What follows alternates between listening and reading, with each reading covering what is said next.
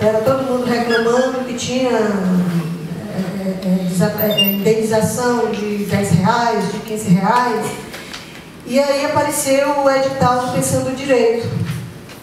E aí a gente formulou esse trabalho com o nome Critérios de Desapropriação para indenizar imóveis rurais na desapropriação sanção e na desapropriação por declaração de utilidade pública, pretendendo fazer um estudo comparativo das duas modalidades, né?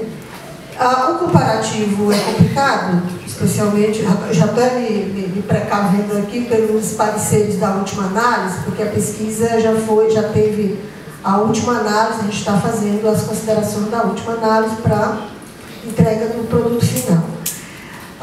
Então, esse comparar não foi exatamente colocar numa balança. Aqui pesa tanto, mas foi visualizar esses critérios que são utilizados pelo INCRA, pelo DENIT e pelo IBAMA e ICMBio. Por que IBAMA e ICMBio? Porque é uma unidade de conservação que foi criada pelo IBAMA e que depois foi criado o ICMBio e o ICMBio continuou. Então, juntamos os dois tipos, sendo que na DUP, que é a declaração por utilidade pública, pegamos os dois casos, DENIT, IBAMA e ICMBio, na criação de uma unidade de conservação. Não conseguiu ainda aí, né? E do DENIT pegamos a Ferrovia Transnordestina.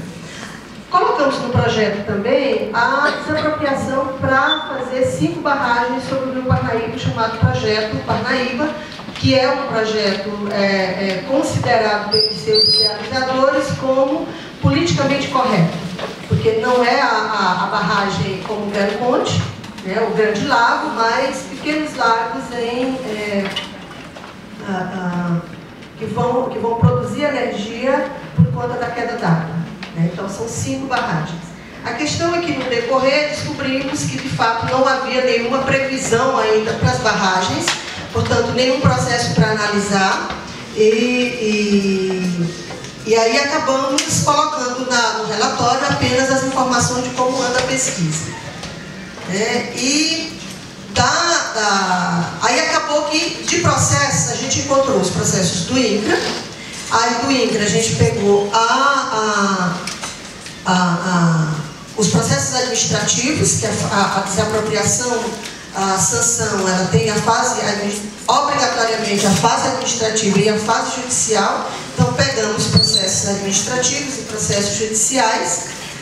Os critérios para a escolha dos processos, esses que a gente fez o adensamento, a gente fez depois de conversar com as pessoas dos próprios órgãos.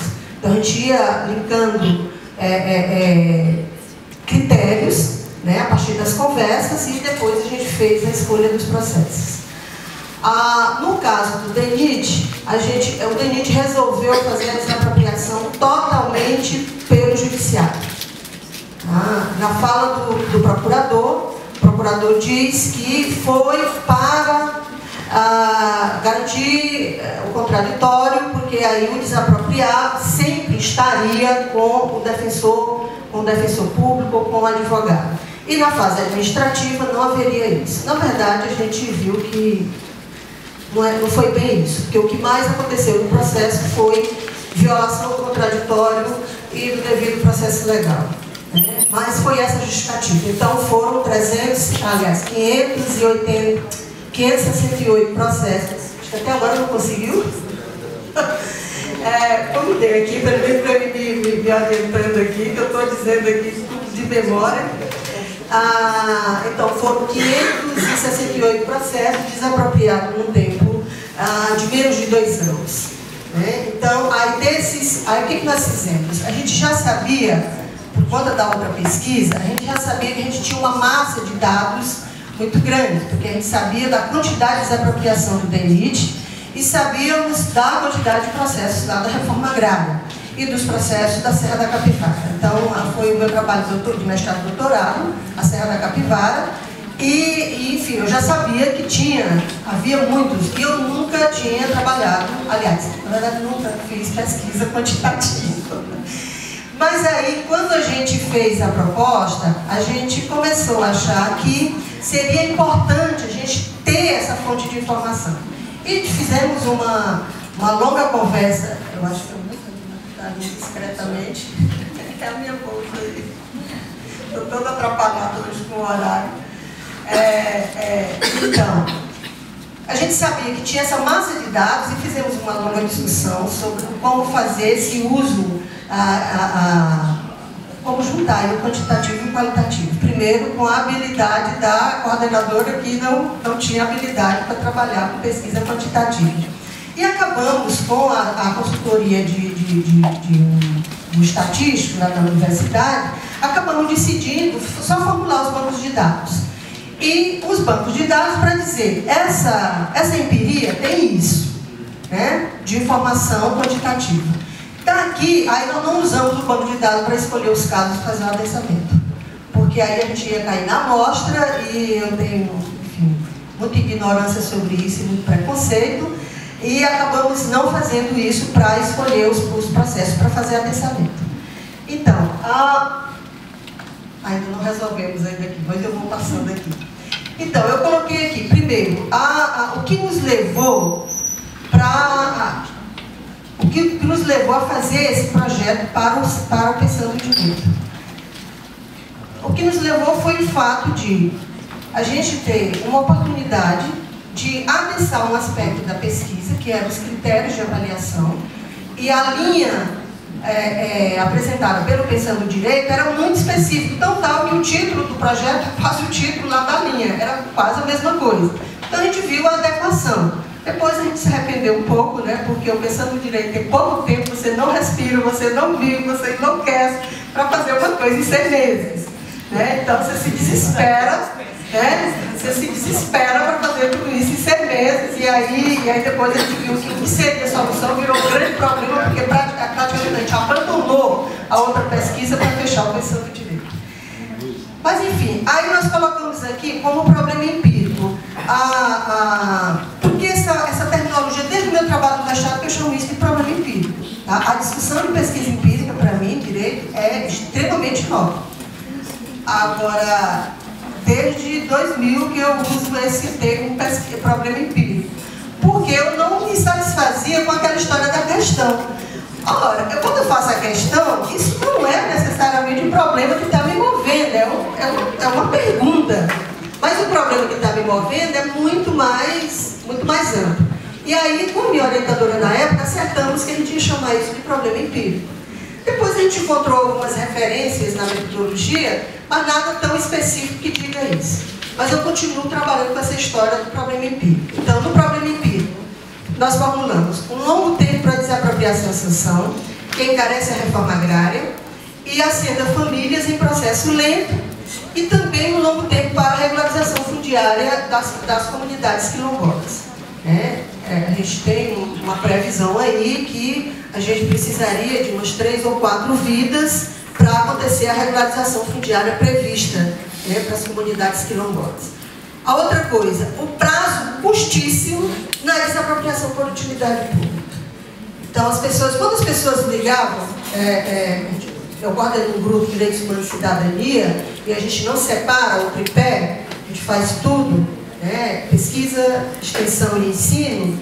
Ensino a gente transforma em estudo, né? A gente tem encontros semanais, temos programação anual, com a literatura, que no início era muito definido por mim, mas pelo meu perfil militante acabei agregando também alunos militantes, aí eles jogaram por terra a minha literatura inicial, que era uma literatura a minha literatura inicial era Habermas, Luhmann, Dworkin e Rosenfeld.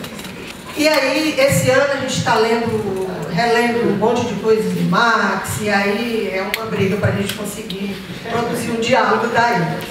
Então, aí nós colocamos, quando chegava a denúncia, então a gente recebe denúncia. Quando chegava a denúncia, está tendo indenização de R$10.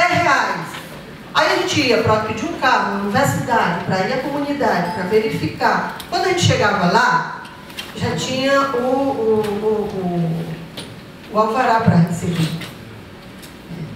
Então, assim, era tudo tão rápido. como que já aconteceu a audiência, já aconteceu tudo? Já. Eu já recebi o dinheiro, R$10, R$5, a gente encontrou a indenização de R$3,68. A coisa foi tão louca que o TJ pediu reunião para dizer que aquilo não pagava o papel do processo. As folhas de papel eram mais caras do que a indenização que estava sendo paga pela Transnordestina. E a outra coisa era a remoção forçada, porque chegava, quando dizia assim, a primeira audiência, se ele voltava, ele já não podia mais permanecer ali, no lugar onde ia ser construída a ferrovia. Pois bem, como problema de pesquisa, eu coloquei, como problema de pesquisa a questão foi muito direto. Quais são os critérios utilizados pelo DENIT e pelo INCRA para fazer, e do ICMBio, para fazer essa apropriação? E a outra questão, trabalhamos com duas, como esses critérios se relacionam com as garantias de direitos fundamentais.